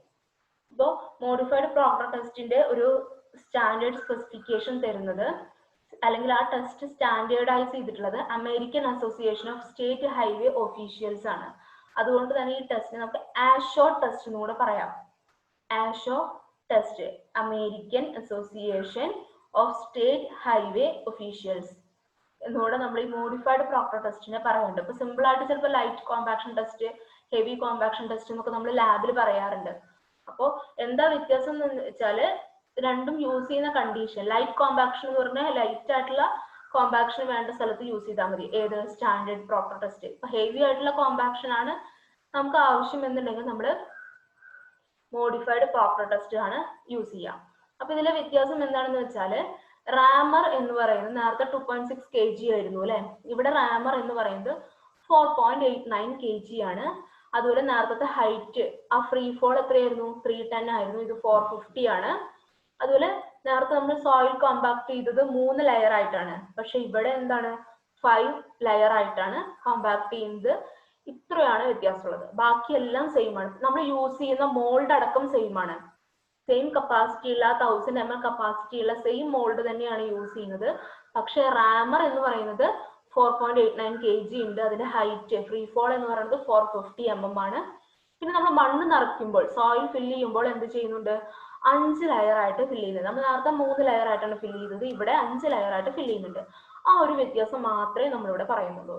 ബാക്കിയെല്ലാം സെയിം പ്രൊസീജിയർ ആണ്. അപ്പൊ ആ പ്രൊസീജിയർ ഞാൻ രണ്ടാമത് പറയുന്നില്ല. അവിടെ യൂസ് ചെയ്തിട്ടുള്ള അതേ പ്രൊസീജിയർ ആണ് നമ്മൾ ഇവിടെയും ചെയ്യുന്നത്.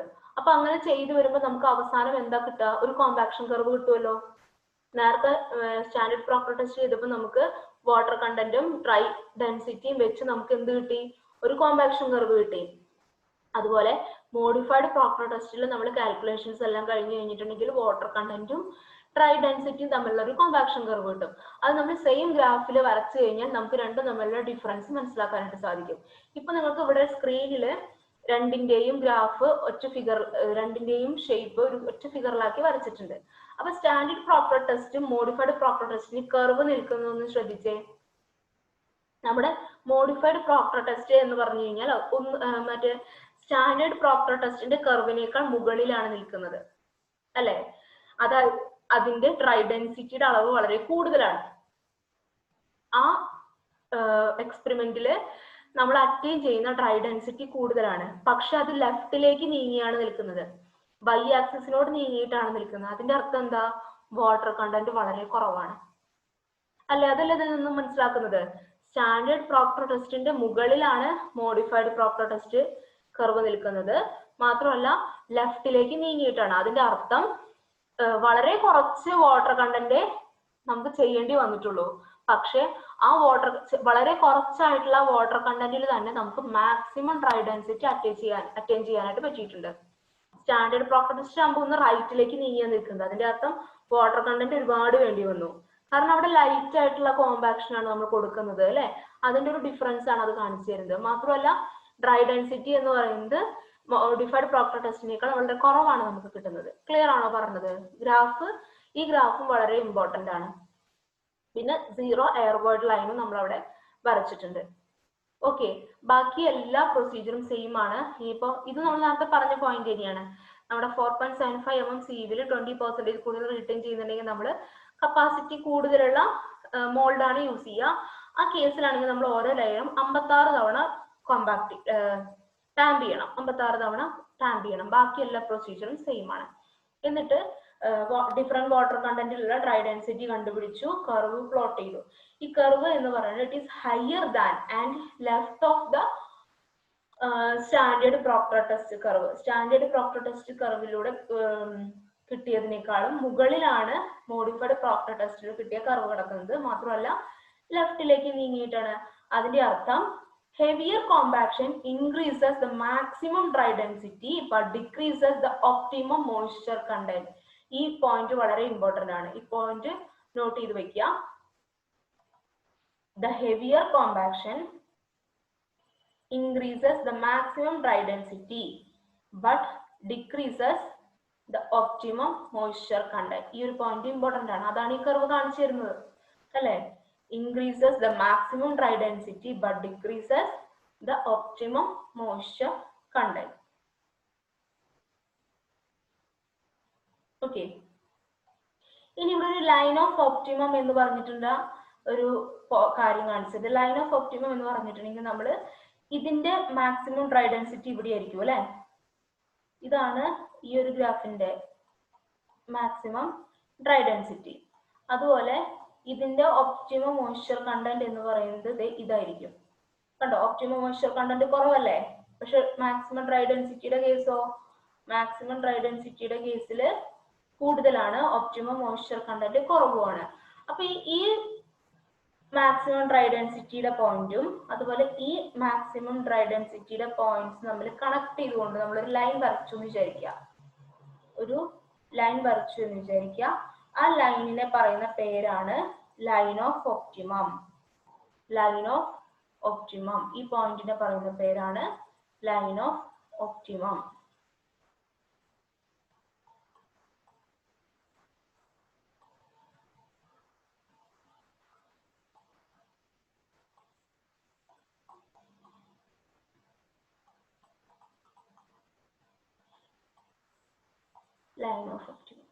ഈ ലൈൻ ഓഫ് ഒപ്റ്റിമം എന്ന് പറയുന്നത് ഏകദേശം 0 എയർവേർഡ് ലൈനിന് പാരലൽ ആയിരിക്കും.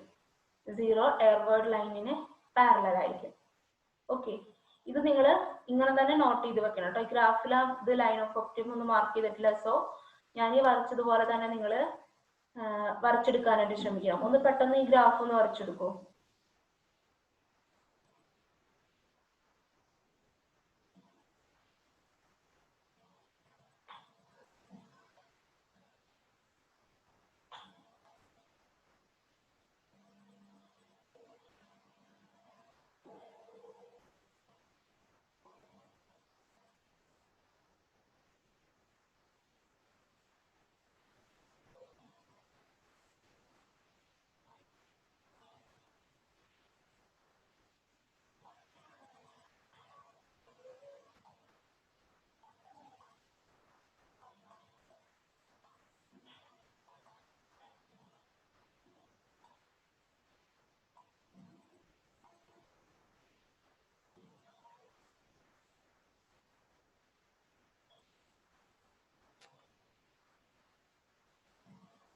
ഓക്കെ, വരച്ചെടുത്തു എന്ന് വിചാരിക്കുന്നു. ഈ ഗ്രാഫ് ഇമ്പോർട്ടൻ്റ് ആണെന്ന് വരച്ചെടുക്കുക കേട്ടോ. ഞാൻ വരച്ച ലൈൻസും കൂടെ വേണം.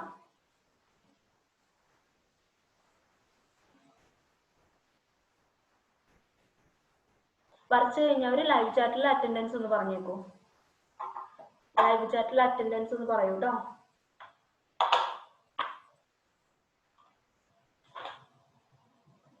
അറ്റൻഡൻസ് പറഞ്ഞ് പോയേക്കരുത്, ക്ലാസ് കഴിഞ്ഞിട്ടില്ല കേട്ടോ.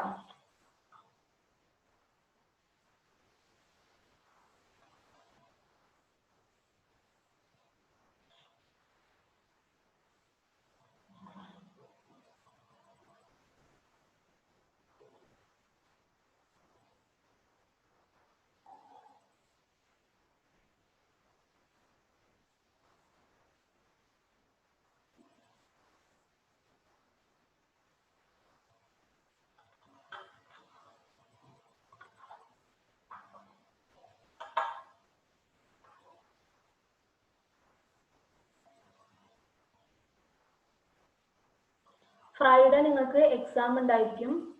ജിയോടെക്കിന്റെ എക്സാം ഉണ്ടായിരിക്കും. ഫസ്റ്റ് മൊഡ്യൂള്, സെക്കൻഡ് മൊഡ്യൂള്, ഇത്രയാണ് ഞാൻ വിചാരിച്ചിട്ടുള്ളത്. കുറെ പേര് മാറ്റണം എന്നൊക്കെ പറഞ്ഞിട്ടുണ്ട്. ഞാൻ ഇപ്പൊ മാറ്റാനായിട്ട് ഉദ്ദേശിക്കുന്നില്ല. നിങ്ങൾ ഏതായാലും പഠിക്കൂ.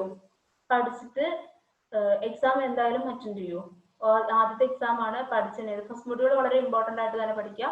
സെക്കൻഡ് മൊഡ്യൂൾ പോർഷൻസ് കുറവാണെന്നുള്ളൊരു ധാരണയിലാണ് ഞാൻ ഇട്ടിട്ടുള്ളത്. നോക്കട്ടെ, ഞാൻ മാറ്റുമെന്നുള്ള ഉറപ്പൊന്നും തരുന്നില്ല. ചിലപ്പോൾ 2 മൊഡ്യൂളിലെ ക്വസ്റ്റ്യൻസ് തന്നെ ഇടുന്നുണ്ടാകും. നിങ്ങൾ എന്തായാലും പോർഷൻ നോക്കണ്ട, നിങ്ങൾക്ക് പറഞ്ഞിട്ടുള്ള അത്രയും ഭാഗം പഠിച്ചു തുടങ്ങിക്കോളൂ കേട്ടോ. മറ്റന്നാളാണ് എക്സാം, പഠിച്ചു തുടങ്ങുക. ഇനിയിപ്പോ നാളെയൊക്കെ നിങ്ങൾക്ക് സെമിനാറാണ്. അപ്പൊ സെമിനാർ എന്ന് പറയുമ്പോൾ സെമിനാർ എടുക്കുന്ന ആൾ മാത്രം അറ്റൻഡ് ചെയ്താലും മതി അല്ലേ. ബാക്കിയുള്ളവർ ഫ്രീ ആണ്. പോർഷൻസ് എടുത്ത് സെമിനാർ എടുത്തു കഴിഞ്ഞ ആൾക്കാരെല്ലാം ഫ്രീ ആണ്. അവർക്ക് പഠിക്കാൻ സമയമുണ്ട്. പഠിച്ചോളൂ കേട്ടോ.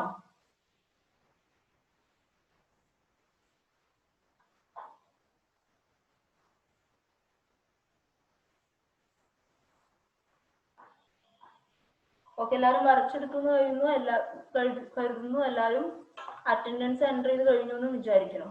മതി, ഇനി ആരും അറ്റൻഡൻസ് എൻ്റർ ചെയ്യണ്ട. ഇനി എൻ്റർ ചെയ്യുന്നതൊന്നും ഞാൻ വാല്യൂ എടുക്കില്ല കേട്ടോ, കൺസിഡർ ചെയ്യില്ല. അപ്പൊ നിങ്ങൾ നെക്സ്റ്റ് പോർഷനിലേക്ക് നമുക്ക് പോവാം. അപ്പൊ നമ്മൾ സ്റ്റാൻഡേർഡ് പ്രോപ്പർ ടെസ്റ്റും മോഡിഫൈഡ് പ്രോപ്പർ ടെസ്റ്റും പഠിച്ചു. അപ്പൊ ഇതിനൊരു ഓവറോൾ വ്യൂ എന്താണെന്നാണ് ഇവിടെ കാണിച്ചിട്ടുള്ളത് കേട്ടോ. അപ്പൊ സ്റ്റാൻഡേർഡ് പ്രോപ്പർ ടെസ്റ്റ് നമ്മൾ യൂസ് ചെയ്യുന്നത് fields behind returning wall, highways and earth dam. എവിടെയാണ് ലൈറ്റ് റോളേഴ്സ് യൂസ് ചെയ്യുന്നത് അവിടെ. ഇനി മോഡിഫൈഡ് പ്രോപ്പർ ടെസ്റ്റ് ആണെങ്കിലോ മോഡേൺ ഹൈവേ റൺവേ, അതായത് ഹെവിയർ കോമ്പാക്ഷൻ വേണ്ടിടത്ത് മോഡിഫൈഡ് പ്രോപ്പർ ടെസ്റ്റ് ആണ് യൂസ് ചെയ്യുന്നത്. മോൾഡ് എന്ന് പറഞ്ഞാൽ 100 mm ഡയമീറ്റർ ആണ്, 127.3 mm ഹൈറ്റ് ആണ്, 1000 ml കപ്പാസിറ്റി. സെയിം മോൾഡ് തന്നെയാണ് നമ്മൾ മോഡിഫൈഡ് പ്രോപ്പർ ടെസ്റ്റ് ചെയ്യാനും യൂസ് ചെയ്യുന്നത് അല്ലെ. പക്ഷെ വ്യത്യാസം എവിടെയാണ്? റാമർ 2.6 kg ആണ്, ഹൈറ്റ് 310 mm ആണ്, ഫേസ് ഡയമീറ്റർ 50 ആണ്. ഇവിടെ എന്ന് പറഞ്ഞാൽ റാമർ 4.89 kg ആണ്, free drop 450 mm. Okay, soil 3 layer ആയിട്ടാണ് ഫിൽ ചെയ്ത് കോമ്പാക്ട് ചെയ്യുന്നത്. ഇവിടെ സോയിൽ ഫിൽ ചെയ്യുന്നത് 5 ലെയർ ആയിട്ടാണ്. കോളറിന്റെ ഹൈറ്റ് 60 mm ആണ്. അത് ഇവിടെയും അങ്ങനെ തന്നെയായിരിക്കും. ഓക്കെ, അപ്പൊ ഇതിന്റെ ഓവറോൾ വ്യൂ നിങ്ങൾക്ക് കിട്ടിയെന്ന് വിചാരിക്കുന്നു. ഇമ്പോർട്ടന്റ് ആണ് കേട്ടോ, സ്കിപ്പ് ചെയ്യരുത്. Compaction test previous year question ആണ്. ഓക്കെ, ഇനി നമുക്ക് ഫീൽഡിൽ നമ്മൾ കോമ്പാക്ഷൻ എങ്ങനെയാണ് ചെയ്യുക? ഒരുപാട് മെത്തേഡ്സ് ഉണ്ട് ഫീൽഡിൽ കോമ്പാക്ഷൻ ചെയ്യാനായിട്ട്. അപ്പോൾ നമ്മൾ എന്ത് സോയിലാണ് അവിടെ കിടക്കുന്നത്, ഫീൽഡിലുള്ള സോയിൽ എങ്ങനത്തെയാണ്, അല്ലെങ്കിൽ എത്രത്തോളം ഡ്രൈ ഡെൻസിറ്റി ആണ് വേണ്ടത്, നമ്മൾ ഏത് കൺസ്ട്രക്ഷൻ ആണോ ചെയ്യാൻ പോകുന്നത് അപ്പൊ എത്രത്തോളം ഡ്രൈ ഡെൻസിറ്റി വേണം, പിന്നെ എക്കണോമിക് കൺസിഡറേഷൻ, ഇതിന്റെ എല്ലാം ഒരു ഔട്ട്കം ആയിട്ടാണ് നമ്മൾ എന്ത് ടൈപ്പ് കോമ്പാക്ഷൻ കൊടുക്കണം എന്ന് നമ്മൾ തീരുമാനിക്കാറുള്ളത്. സാധാരണ കണ്ടുവരുന്ന കോമ്പാക്ഷൻ മെത്തേഡ്സ് ആണ് ടാമ്പേഴ്സ് യൂസ് ചെയ്യുക. ടാമ്പേഴ്സ് അല്ലെങ്കിൽ റാമർ എന്നും പറയും, RAMMER, റാമർ എന്നും പറയാറുണ്ട്,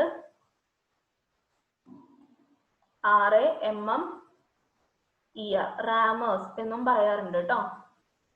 ഓക്കെ, പിന്നെ യൂസ് ചെയ്യുന്നത് നെക്സ്റ്റ് വൺ ആണ് റോളേഴ്സ്. റോളേഴ്സ് ഒക്കെ നമ്മൾ സാധാരണ കണ്ടിട്ടുള്ളതാണ്, റോഡ് റോളർ എന്നൊക്കെ നമ്മൾ പറഞ്ഞ് കേട്ടിട്ടുണ്ടാവും, റോളേഴ്സ്. പിന്നെ അതുപോലെ വൈബ്രേറ്ററി കോമ്പാക്ടേഴ്സ്, ഇതാണ് സാധാരണ യൂസ് ചെയ്യുന്നത്. പിന്നെയും വേറെ മെത്തേഡ്സ് ഉണ്ട്, പൗണ്ടിങ് എന്ന് പറഞ്ഞ മെത്തേഡ് ഉണ്ട്, അതുപോലെ വൈബ്രോ ഫ്ലോട്ടേഷൻ എന്ന് പറഞ്ഞ മെത്തേഡ് ഉണ്ട്. അതൊക്കെ പറയുമ്പോൾ നമ്മൾ ടോപ്പിക് വളരെ വളരെ വലുതായി പോകും. അപ്പൊ ഞാൻ വളരെ ചുരുക്കിയിട്ട് ഉൾക്കൊള്ളിച്ചിട്ടുള്ള പോർഷൻസ് ആയി ഇതിലുള്ളൂ.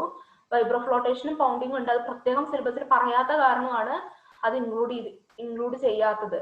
സാധാരണ യൂസ് ചെയ്യുന്ന ടാമ്പറും റോളറും വൈബ്രേറ്ററി കോമ്പാക്ടേഴ്സും ആണ് ഞാനിവിടെ എടുത്തിട്ടുള്ളത്. അപ്പൊ എന്താണ് ടാമ്പർ എന്ന് പറഞ്ഞാൽ, ടാമ്പർ ഇതുപോലെയുള്ള സാധനമാണ്. അതിന് താഴൊരു പ്ലേറ്റ് പോലെ ഒരു സംഭവം ഉണ്ടായിരിക്കും, അതിന് അത്യാവശ്യം വെയിറ്റ് ഉണ്ടായിരിക്കും, 3 to 5 kg മാസ് ഉണ്ടായിരിക്കും. അതൊരു വുഡൻ റോഡിൽ അറ്റാച്ച് ചെയ്തിട്ടുണ്ടാവും. ഇതൊരു അയേണിന്റെയോ അല്ലെങ്കിൽ സ്റ്റോണിന്റെയോ പീസ് ആയിരിക്കും. അത് നമുക്കൊരു ഹൈറ്റിൽ പൊക്കിയതിനു ശേഷം നമ്മൾ താഴേക്ക് ഇങ്ങനെ ഡ്രോപ്പ് ചെയ്യാം. അപ്പൊ അവിടെയുള്ള സോയില് കോമ്പാക്ട് ചെയ്യും. ഇത് ഹാൻഡ് ഓപ്പറേറ്റഡ് ആയിട്ടുള്ള റാമർ ആണ്. ഇനി മെക്കാനിക്കൽ ആയിട്ടുള്ള റാമേഴ്സ് ഉണ്ട്, അതില് എന്തെങ്കിലും കംപ്രസ്ഡ് എയറോ അല്ലെങ്കിൽ ഗ്യാസോലിൻ പവർ ഒക്കെ യൂസ് ചെയ്തിട്ടാണ് മെക്കാനിക്കൽ റാമേഴ്സ് ഒക്കെ യൂസ് ചെയ്യുന്നുണ്ടായിരിക്കുക. അതിന് അത്യാവശ്യം നല്ല വെയിറ്റ് ഉണ്ടായിരിക്കും. മെക്കാനിക്കൽ ആയതുകൊണ്ട് വെയിറ്റ് കൂട്ടാല്ലേ, 30 to 150 kg വെയിറ്റ് ഉണ്ടായിരിക്കും. ഓക്കെ, അപ്പോ സ്പെഷ്യൽ കേസസിൽ 1000 kg വരെ മാസ് ഉള്ളത് നമ്മൾ യൂസ് ചെയ്യാറുണ്ട്. അപ്പൊ ഇതാണ് ടാമ്പേഴ്സ്. ടാമ്പേഴ്സ് എന്ന് പറഞ്ഞിട്ടുണ്ടെങ്കിൽ നമ്മുടെ എവിടെ യൂസ് ചെയ്യുന്നതെന്ന് വെച്ചാൽ എക്സിസ്റ്റിംഗ് ആയിട്ടുള്ള സ്ട്രക്ചേഴ്സിന്റെ അടുത്ത് നമുക്ക് ടാമ്പ് ചെയ്യണം, കോമ്പാക്ട് ചെയ്യണം. ഒരു സ്ട്രക്ചർ അവിടെ ഉണ്ട്, ആ സ്ട്രക്ചറിന്റെ ചുറ്റുള്ള ഭാഗം നമുക്ക് ടാമ്പ് ചെയ്യണം, കോമ്പാക്ട് ചെയ്യണം. അങ്ങനത്തെ സാഹചര്യങ്ങളിലാണ് നമ്മൾ ഇങ്ങനത്തെ ടാമ്പേഴ്സ് യൂസ് ചെയ്യുന്നത്. അതുപോലെ തന്നെ എന്തെങ്കിലും ട്രഞ്ചസ്, നമ്മൾ അബട്ട്മെന്റിന്റെ പിന്നിലും മറ്റേ ബ്രിഡ്ജിന്റെ അബട്ട്മെന്റിന്റെ പിന്നിലൊക്കെ ട്രഞ്ചസ് കോമ്പാക്ട് ചെയ്യണം. അങ്ങനെയുള്ള ചെറിയ ചെറിയ കോമ്പാക്ഷനെ ആവശ്യമുള്ളൂ എന്നുണ്ടെങ്കിൽ നമുക്ക് ടാമ്പേഴ്സ് യൂസ് ചെയ്യാനായിട്ട് സാധിക്കും. പിന്നെ ഏത് സോയിലും ഏത് ടൈപ്പ് സോയിൽ ആയാലും കുഴപ്പമില്ല, നമുക്ക് ടാമ്പേഴ്സ് യൂസ് ചെയ്യാനായിട്ട് സാധിക്കും. നെക്സ്റ്റ് വൺ ആണ് റോളേഴ്സ്. റോളേഴ്സ് നമ്മൾ കണ്ടിട്ടുള്ളതാണ് അല്ലെ, ഡിഫറെന്റ് ടൈപ്പ് റോളേഴ്സ്, ഒരു മൂന്നോളം ടൈപ്പ് റോളേഴ്സ് നമുക്ക് ഉണ്ട്. അപ്പൊ റോളേഴ്സ് യൂസ് ചെയ്തിട്ടുള്ള കോമ്പാക്ഷൻ എന്ന് പറഞ്ഞു കഴിഞ്ഞാൽ പല കാര്യങ്ങളും ഡിപ്പെൻഡ് ചെയ്തിരിക്കും. ഇപ്പൊ കോണ്ടാക്ട് പ്രഷർ, റോളറിന്റെ ആ ഒരു പോർഷൻ, ഡ്രം പോലുള്ള ഭാഗം ഉണ്ടാവും, അത് എത്രത്തോളം ഭാഗത്ത് കോണ്ടാക്ട് ചെയ്തിരിക്കുന്നത്, അപ്പൊ ആ കോണ്ടാക്ട് ഭാഗത്ത് വരുന്ന പ്രഷർ, അതുപോലെ നമ്പർ ഓഫ് പാസസ്, എത്ര തവണ അങ്ങോട്ടും ഇങ്ങോട്ടും പാസ് ചെയ്ത് പോകണം, പിന്നെ ആ ലെയറിന്റെ തിക്നെസ്, പിന്നെ സ്പീഡ് ഓഫ് റോളർ, ഇതിനെല്ലാം ഡിപ്പെൻഡ് ചെയ്തുകൊണ്ടാണ് നമ്മൾ ഏത് റോളറാണ് യൂസ് ചെയ്യുന്നതെന്ന് തീരുമാനിക്കുന്നത്. 3 ടൈപ്പ് റോളേഴ്സ് ആണ് സാധാരണ പറയുന്നത്. സ്മൂത്ത് വീൽ റോളർ ഉണ്ട്, ന്യൂമാറ്റിക് ടയേർഡ് റോളർ ഉണ്ട്, അതുപോലെ തന്നെ ഷീറ്റ് ഫുട്ട് റോളർ ഉണ്ട്. അപ്പൊ സ്മൂത്ത് വീൽ റോളർ ഒക്കെ നമ്മൾ സാധാരണ കാണുന്ന സാധനമാണ്. അതിന് വെച്ചാൽ ഫ്രണ്ടില് ഒരു ബാക്ക് സൈഡിൽ 2 വലിയ വീൽ ഉണ്ടായിരിക്കും, ഫ്രണ്ടിൽ ഒരൊറ്റ ചെറിയ വീലുമാണ് ഉണ്ടായിരിക്കുക അല്ലെ. അപ്പൊ ഇത് നമ്മൾ സാധാരണ ഫിനിഷിംഗ് ഓപ്പറേഷൻസിലാണ് നമ്മൾ സ്മൂത്ത് വീൽ റോളർ യൂസ് ചെയ്യുക, ഫിനിഷിംഗ് ലാസ്റ്റ് സ്റ്റേജില്. അപ്പോൾ വെള്ളമൊക്കെ ഉണ്ടെന്നുണ്ടെങ്കിൽ അത് പെട്ടെന്ന് ഡ്രൈൻ ഓഫ് ചെയ്ത് പോകുന്നതിന് വേണ്ടിയിട്ട് ഇപ്പൊ ഇതുപോലെയുള്ള റോളേഴ്സ് കണ്ടിട്ടുണ്ടായിരിക്കും. നമ്മൾ ഫിനിഷിംഗ് സ്റ്റേജിലാണ് ഇത്തരം സ്മൂത്ത് വീൽ റോളേഴ്സ് യൂസ് ചെയ്യുന്നത്. കണ്ടോ, ബാക്കിൽ 2 വലിയ വീലും ഫ്രണ്ടിൽ ഒരൊറ്റ ചെറിയ വീലും ആണ് ഉണ്ടായിരിക്കുക. ക്ലിയർ ആയോ? ഇനി അടുത്തതാണ് ന്യൂമാറ്റിക് ടയേർഡ് റോളർ. ഇതാണ് ന്യൂമാറ്റിക് ടയേർഡ് റോളർ. ഇതെന്താ വെച്ചാൽ ഒരുപാട് ടയേഴ്സ് ഉണ്ടായിരിക്കും, ഒരുപാട് വീല്, 9 to 12 വീൽസ് തന്നെ ഈ ഒരു സംഭവത്തിൽ ഉണ്ടായിരിക്കും എന്നാണ് പറയുന്നത്. ഇതിൽ കംപ്രസ്ഡ് എയർ യൂസ് ചെയ്തിട്ടാണ് യൂസ് ചെയ്യുന്നത്. എഫക്റ്റീവ് ആണ്. നമ്മുടെ കോഹസീവ് സോയിലിന്റെ കേസിലും അതുപോലെ തന്നെ ഏത് ടൈപ്പ് സോയിൽ ആയാലും നമുക്ക് ഇത് എഫക്റ്റീവ് ആണ്. പിന്നെ ജനറൽ യൂസിനൊക്കെ ബെസ്റ്റ് ആയിട്ടുള്ള ഒരു എക്യുപ്മെന്റ് എന്ന് പറയുന്നത് ന്യൂമാറ്റിക് ടയേർഡ് റോളർ ആണ്. നെക്സ്റ്റ് വൺ ആണ് ഷീറ്റ് ഫുട്ട് റോളേഴ്സ്. ഇതൊക്കെ നിങ്ങൾക്ക് അറിയുന്ന കാര്യമായതുകൊണ്ടാണ് ഞാൻ പെട്ടെന്ന് സ്കിപ്പ് ചെയ്യുന്നത് കേട്ടോ. പിന്നുള്ളതാണ് sheep foot rollers. Sheep foot rollers എന്ന് പറഞ്ഞാൽ നിങ്ങൾക്ക് കാണാൻ സാധിക്കുന്നുണ്ടാകും, ഇതിന്റെ ഫ്രണ്ടില് ചെറിയ ചെറിയ പ്രൊജക്ഷൻസ്. ഓക്കെ, അപ്പൊ ഈ കൊഹസീവ് സോയിൽ ക്ലേ പോലെയുള്ള സോയിൽസിനെ കോമ്പാക്ട് ചെയ്യാൻ ഇത് വളരെ സ്യൂട്ടബിൾ ആണ്. ഇത് ഇമ്പോർട്ടന്റ് ആയിട്ടുള്ള ഒരു പോയിന്റ് ആണ്. PSC പോയിന്റ് ഓഫ് വ്യൂലൊക്കെ ഒരുപാട് ചോദിച്ചിട്ടുള്ള ചോദ്യങ്ങളാണ്. കൊഹസീവ് സോയിലിന്റെ കേസിൽ ഏത് റോളറാണ് യൂസ് ചെയ്യാന്ന്? ഷീറ്റ് ഫുഡ് റോളർ ആണ് യൂസ് ചെയ്യുക. കാരണം എന്താ, അതിന് നമ്പർ ഓഫ് പ്രൊജക്ഷൻസ് ഉണ്ട് അല്ലെ. അപ്പൊ നമ്പർ ഓഫ് പ്രൊജക്ഷനെ കൊഹസീവ് സോയിൽ ഇങ്ങനെ കോമ്പാക്ട് ചെയ്യാനായിട്ട് ഒരുപാട് ഹെൽപ്പ് ചെയ്യും. അത് നമ്മുടെ സോയിൽ ലെയേഴ്സിലേക്ക് പെനട്രേറ്റ് ചെയ്തു പോയിട്ട് നല്ല രീതിയിൽ കോമ്പാക്ട് ചെയ്യാനായിട്ട് സാധിക്കും. ഓക്കെ, അപ്പൊ ഇത്രയും റോളേഴ്സ് ആണ് സാധാരണ യൂസ് ചെയ്യുന്നത്. Smooth wheel, pneumatic tired and sheet food rollers. Okay, ഇനി ലാസ്റ്റ് പറഞ്ഞതാണ് വൈബ്രേറ്ററി കോമ്പാക്ടേഴ്സ്. അതായത് ഒരു ഡ്രമ്മിൽ നമ്മളൊരു വൈബ്രേഷൻ കൊടുക്കുന്ന എന്തെങ്കിലും ഇൻഡ്യൂസ് ചെയ്യാണ് എന്നുണ്ടെങ്കിൽ നമുക്ക് അതിനെ വൈബ്രേറ്ററി കോമ്പാക്ടർ എന്ന് പറയാം. അതും ഡിഫറെന്റ് ഫോംസിൽ അവൈലബിൾ ആണ്.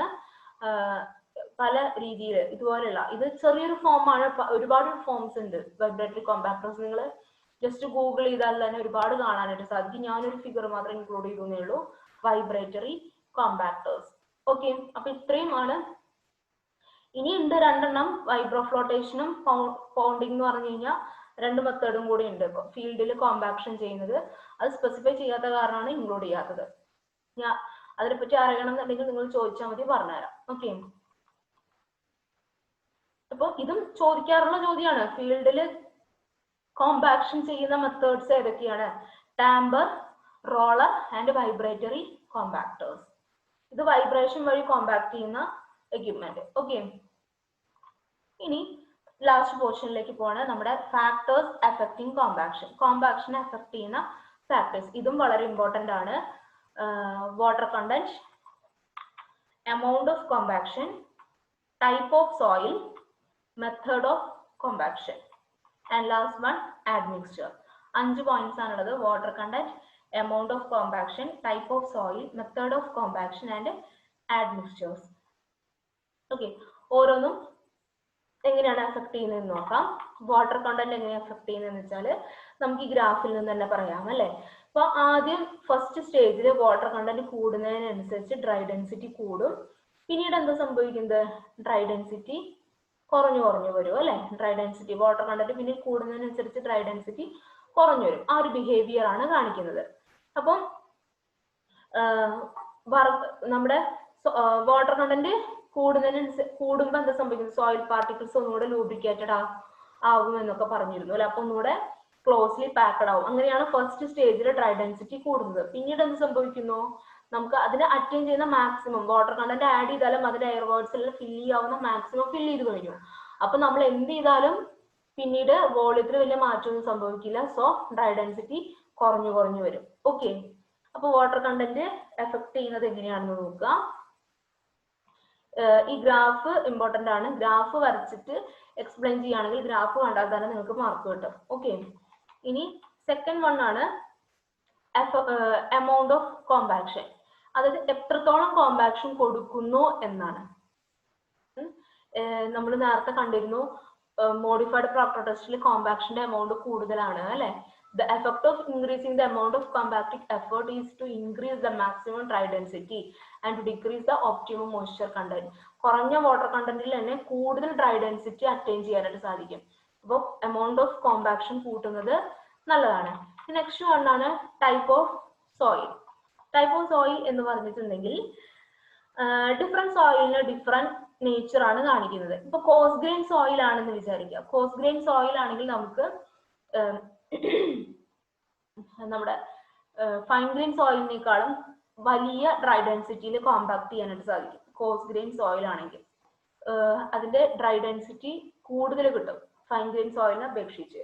അതുപോലെ തന്നെ വെൽ ഗ്രേഡഡ് സാൻഡ് ആണെന്ന് വിചാരിക്കുക. വെൽ ഗ്രേഡഡ് സാൻഡ് ആണെന്നുണ്ടെങ്കിൽ പുവർലി ഗ്രേഡഡ് സാൻഡിനെ അപേക്ഷിച്ച് ഹയർ മാക്സിമം ഡ്രൈ ഡെൻസിറ്റി കിട്ടും. ഈ ഗ്രാഫ് ഓർത്ത് വെച്ചാൽ മതി.